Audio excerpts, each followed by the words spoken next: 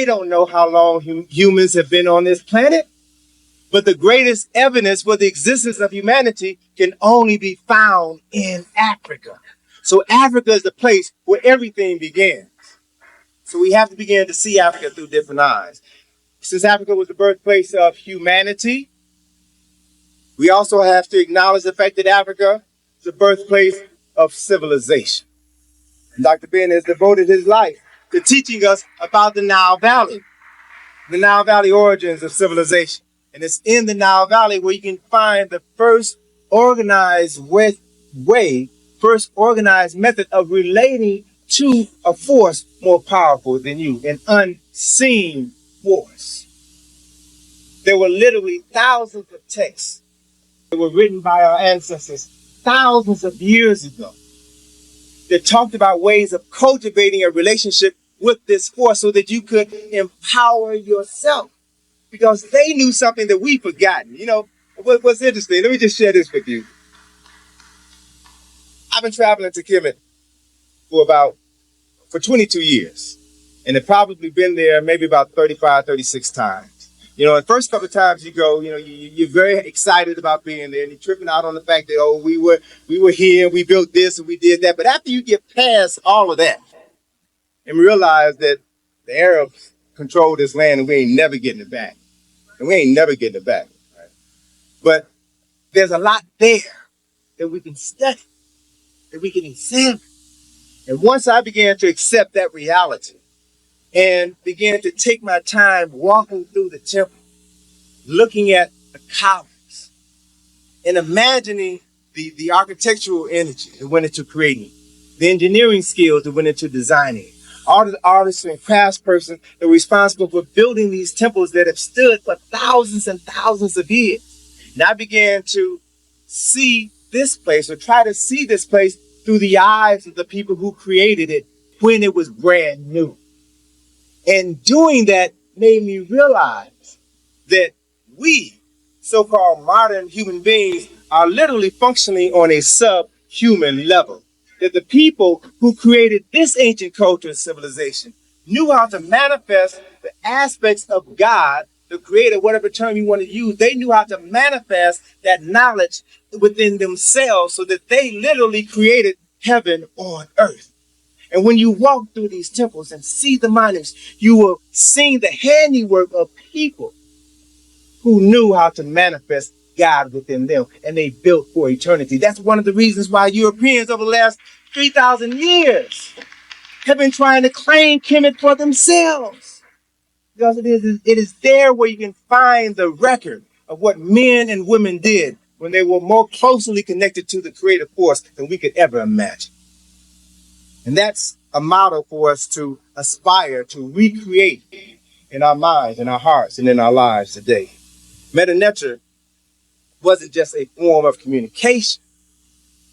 Medu Neter, God's words or God's writings, was a ideographic form of communication which used symbols that represented ideas as opposed to letters, which mean nothing until they're strung together in a series that they form words, and words in a series form sentences, and sentences form concepts and ideas. But each component of Medu Neter was a symbol, was a complete thought, and a spiritual force in and of itself.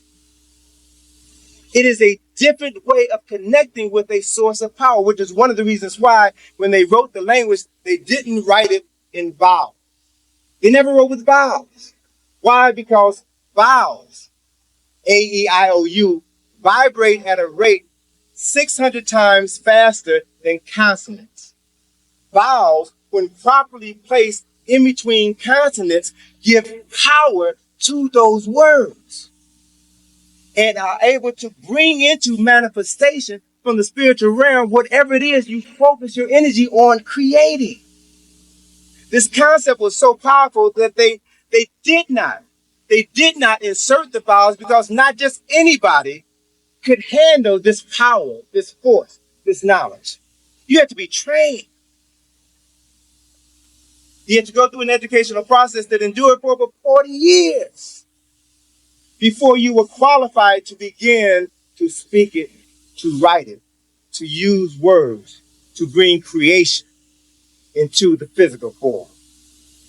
So if you look at others who have copied from us, who have stolen from us, they tried as best they could to emulate some of these same principles, concepts, and ideas. So when you look at the Hebrew alphabet, which was derived from Medu Neter, you notice that Hebrew, like Medu Neter, does not have vowels, only consonants.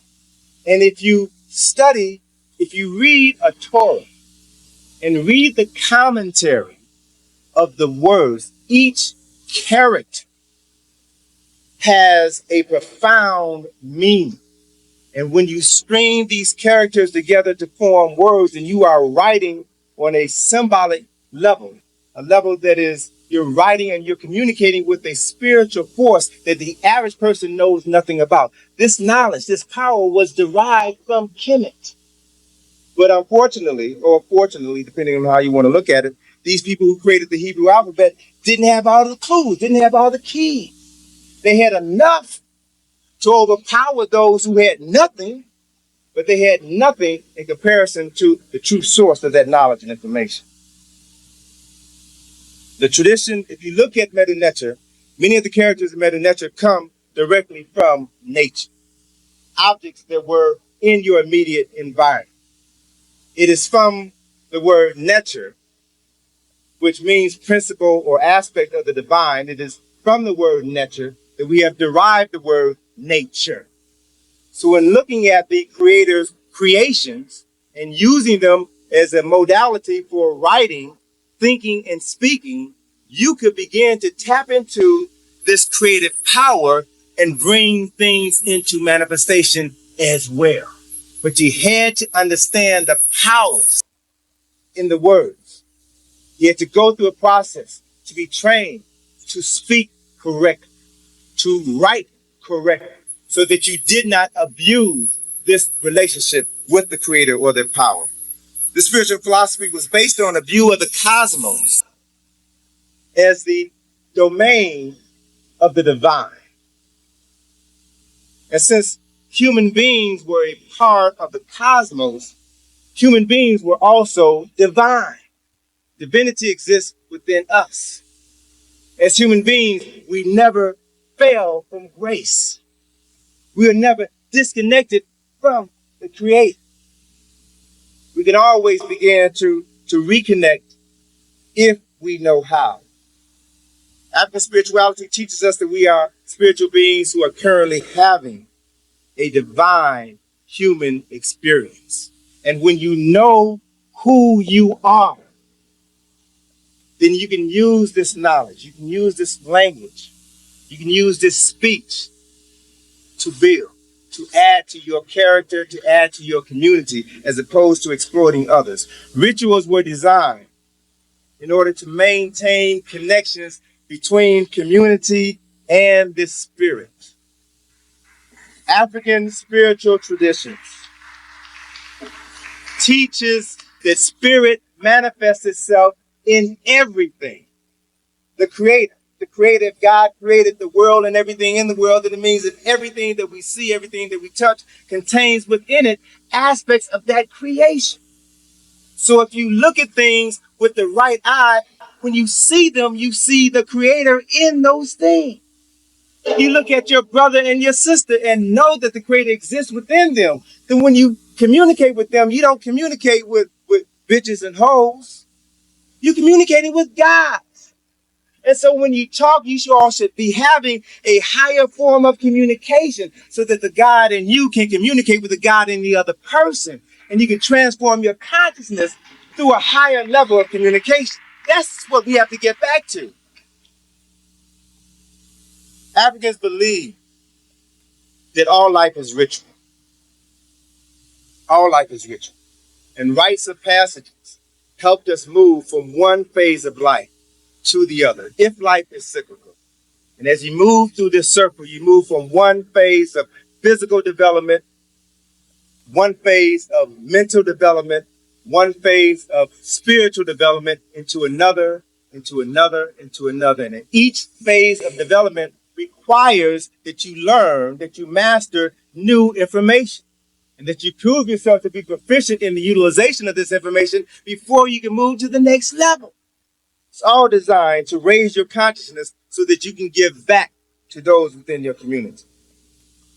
And so we go through this process. We move from spirit to birth, to maturation, to adulthood, to death, to ancestorhood, to spirit, and to rebirth.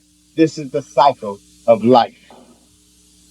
And while much of this information has been lost, has been stolen, has been distorted, there are occasions when we can get glimpses of this knowledge. And I cite, for example, the book Spirit of Intimacy, written by Sambofu Somé, the wife of Malidoma Somé, who's from Burkina Faso. And she talks about a ritual that they have within their community, a ritual called the hearing ritual, where when a woman is pregnant, she goes to see a priest.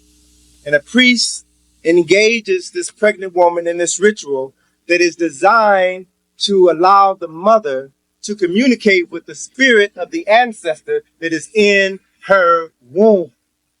And through this ritual, the mother not only communicates with this ancestor in her womb, but she understands, she knows who that ancestor is, that is, who is now coming back through her to be born into the community to continue the work that they left undone. So knowing who is coming back means that you know who this person is. You know what their destiny is in life. You know what name to give this child. So that when this child is born, there are other components of this ritual. So when this child is born, you take that object that was the object that belonged to the ancestor that they have come back as, and you bury that object at a specific location. And when that child reaches a certain age, 13 or 14, that child is to go to find that object that was buried. And when that child retrieves that object, it is confirmation that that ancestor has returned. This is a ritual that has been going on for thousands of years. It means that these Africans in Burkina Faso understand aspects of life and death and rebirth that we have forgotten or have not been allowed to understand.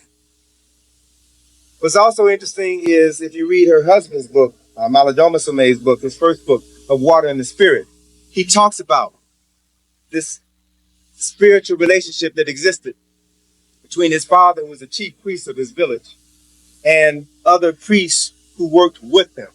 Wonderful, fascinating account of African spirituality and how Africans develop individuals and community based on their understanding of who they were.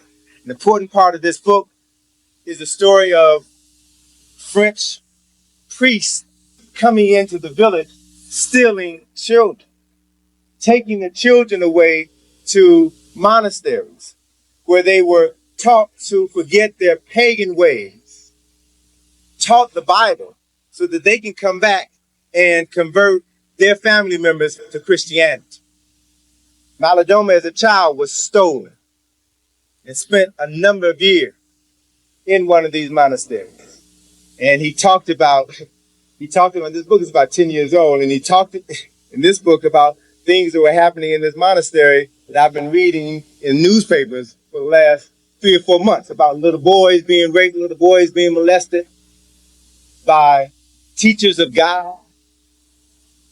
But the fascinating part of the story, he talks about when he leaves, when he escapes and goes back into his community and the choices that were given to him by the elders in his community as to what he needed to do in order to reinsert himself into the community, the rituals that he had to go through. So the book is fascinating because it deals with aspects of African spirituality that we've not had the opportunity to read about from an indigenous African people.